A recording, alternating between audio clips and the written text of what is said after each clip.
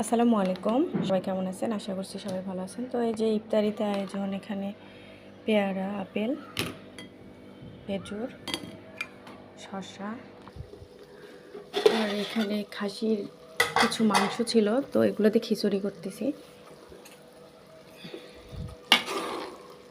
যে অনেক সুন্দর একটা কালারও চলে আসছে। খিচুড়িটা হয়ে গিয়েছে আমার। আর এখানে তেল দিয়েছি কড়াইয়ে, বেগুনি ভাজবো, এই জন্য বেসনগুলো ফেটিয়ে নিয়েছি।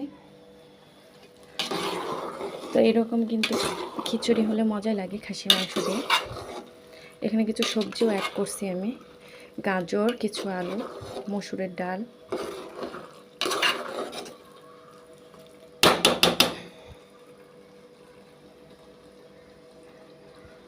তো ইফতারিতে গরম গরম খিচুড়ি কিন্তু অনেক মজাই লাগে। তো ভিডিওটি যদি ভালো লাগে থাকে অবশ্যই লাইক কমেন্ট শেয়ার করবেন। সবাই ভালো থাকবেন। আল্লাহ হাফেজ।